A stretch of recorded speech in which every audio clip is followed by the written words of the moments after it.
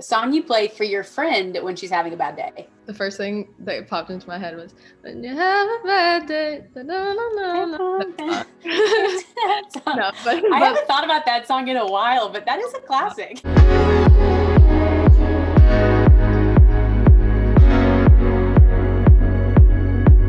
Hey everyone, it's your girl, Emily Curl, and today we're joined by rising pop star Leyla Blue. Hi Leyla, thank you so much for being here. Hi, thank you for having me. Now, I love this setup you have going on. Are you in New York? Yes, I am. I am at my parents' apartment in New York. I love it. Now, you grew up in Manhattan, right? Mm-hmm. How does the city influence your artistry, your music? Walk me through that. New York City, when you're in it, really feels like the center of the universe, for better or worse. But it's really cool to grow up in Manhattan because everything is going on around you. And you walk from the time you're 2 feet tall and you see everything huge and everything just kind of seems possible. And just exposure is such an important thing. The internet now allows us to see all these people doing cool things. And because of that, we think we can do it. But I'm really lucky to have had that experience from my first memory. What's your favorite New York neighborhood as of right now? Because I'm sure it switches a lot, but right now, what do you miss the most? Where can you not wait to go to next? I love the West Village. I just walk there every single day and it kind of feels like Europe. And I just go and walk around with my book and my journal and I have my creative moments. It's fun. I love that. Oh, I miss the West Village. I'm out in Brooklyn actually, so I haven't been to the city in a while, but our iHeart offices are in Midtown, so it was always nice to go there. An artist brand is almost just as important as the music, and you have such a cool vibe. How have you worked to develop that brand, and how important is it to you to maintain that? What does that look like? It's funny that you asked that question because that I think for me has been probably the biggest struggle with how I present myself, just because I have so many thoughts and I really want it to be accurate because the artists that I worship, I feel like I really know them. So I want people to feel that from me. And because my music is so personal, it's so important that people feel that. It's just such a trial and error thing. And I have such a strong intuition of something feels like me or not. And if I post something and I'm delete it. And really? Yeah. Have you posted and deleted?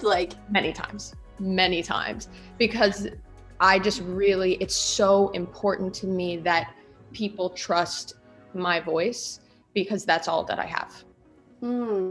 How do you know, what's your gauge? You just have a gut feeling of this doesn't feel authentic? Yes. And I'm just I'm so influenced by my moods, for better or for worse. And I am such a worker in the way that it is so hard for me to fake it. If I don't like you, you will know. For better or for worse. Oh my God, Leyla, I hope you like me in this interview. Now I'm gonna be scared. You definitely would know, as I'm saying. You know. Okay, wait, what is your sign? Are you a Scorpio? What are you? I'm a double Virgo and a Scorpio. Okay, I felt that energy from you. You have a really cool special relationship with your parents. And in fact, your mom is your creative director. What's the working relationship like? Well, her and I do it together. So it's super collaborative. It's funny because she is I love having her do my creative stuff because she is the only person that's more picky than I am. If she's we're taking photos and she's suck in your stomach, your hair is like this, you're doing blah, blah, blah. And we just kind of yell at each other the whole time, but in only a mother-daughter, in only the way that a mother and daughter can. And because we both care so much, that is why I feel so lucky to have her be my partner in all of this, because not only is she my role model and taught me how to she taught me what it means to carry yourself as a respectable woman. And so she's inspires me all the time, but she also holds me up to the standard that pretty much nobody holds me up to. So I'm so lucky. Yeah, that's awesome to have. All right, Leyla, I want to get to know you even better. So I thought the best way to do that would be to learn a little bit more about your music taste. So let's curate a playlist together. I'm going to give you a scenario and you tell me the song that comes to mind. Sound good? I'm so down for that. All right, let's jump into our scenarios. Leyla, here we go. First one, song you play to get hyped for a shoot. Anything Beyonce self-titled album, Beyonce Petition vibes. Always, or Lana Del Rey, Off to the Races, Diet Mountain Dew, that energy. Oh, I love that. That's so real. It's all about just that energy, You have to feel it. Yeah, you need it. You need it. Okay, song you play when you're sad and you're leaning into your feels. The one song that comes to me is Someone New by Banks.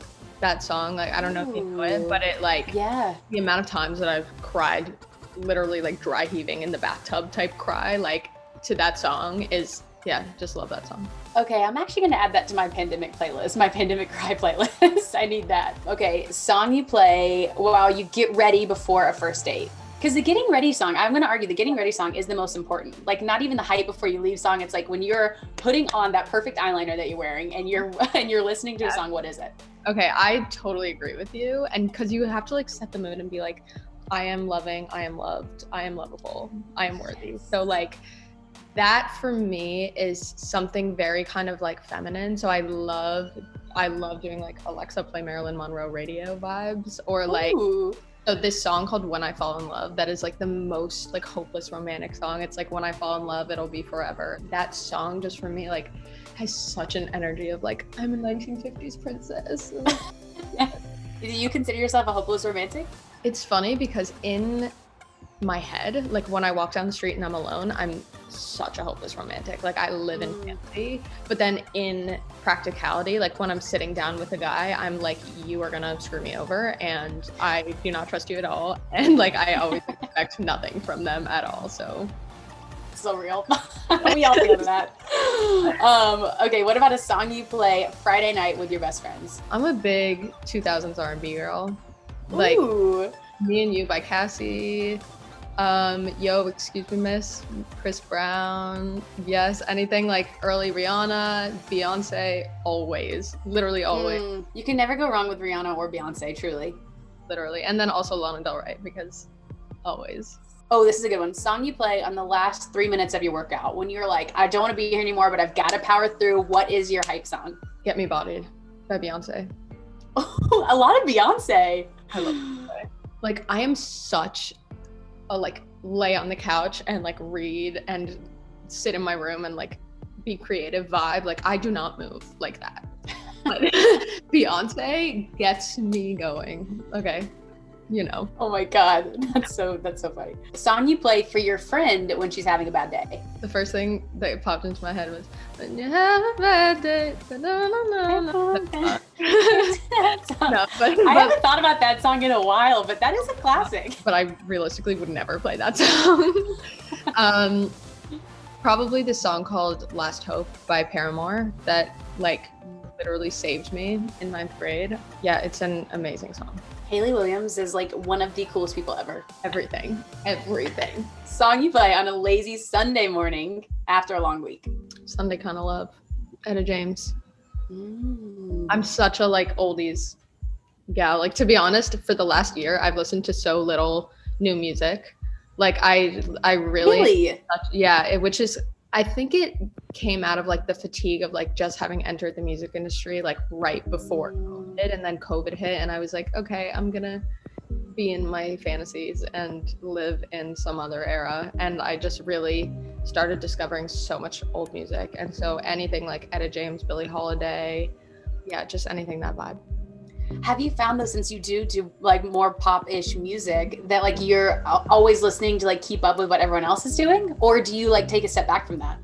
When I listen to what people these days are doing, I feel like I make worse music, because then I feel the pressure to like do that, when the reality is like, I don't make music for it to be pop. Like, I make music that I want to listen to.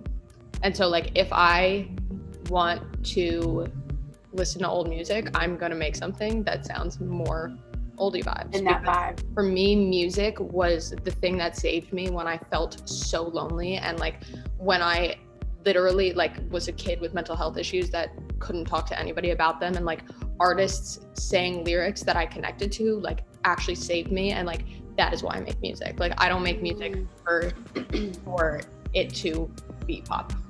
Yeah. I like loved pop music, so like that's what it's about. What song of yours are you most proud of? My song that is released that I'm most proud of is my song called, I don't know if I'm allowed to curse here, but it's F. Of course. It's fucking self. I wrote it by myself when I was 18, just like right around the time that the Me Too movement was happening. And it is just like how I feel as a woman growing up in America and having had so many strong female role models, then to grow up into a world that, as we were just saying, doesn't respect women's voices the way that they respect men's voices. And that is really disappointing and really whack. And I just like, through all the politics and everything, like, to be able to put out a song like that and even to have my like Israeli grandpa support it is just, it really shows me the power of music. I'm so proud of that song. Wow, that's beautiful. Beautifully said. Now we have one last one for you. The song that you play when you're looking out the window of a taxi, driving through New York City, feeling like a main character. What is that one? I've done that so many times. Same. Something about the yellow taxi. Yes. It's like, which main character? It's like, am I the main character that just left my man's because he wants me to be his wife and I want to be my own individual? Or like, am I the main character that like is about to go meet my best friends at a club when I'm 15? Like, which one? The thing that pops into my mind is Moon River, the Audrey Hepburn version, because maybe the most iconic movie ever, Breakfast at Tiffany's. She has that scene where she's sitting in the window, and it takes place in New York, and she's sitting in the window with her guitar like really high up like this, with her little headscarf, and she's like singing it outside. And I feel like that just characterizes, like, especially if you're like looking out the window of a taxi cab and you're just, there's something so romantic about loneliness in New York, and you're like, love. That's true. like that's yeah. Oh, I love that. Leyla Blue, thank you so much for being here. Thank you for curating this playlist. So nice to get to talk with you and so nice to meet you. You too. Thank you so much for having me. This has been so fun. And thank you all so much for watching. Make sure you stream all of Leyla Blue's music on iHeartRadio, and we'll see you next time. Bye, Leyla. Bye. Hey guys, thanks so much for watching. Did you like that video? You can check out more over here. And don't forget to subscribe to iHeart right here. And if you're already a longtime fan, make sure you ring the bell down below so you don't miss a single video. Bye guys.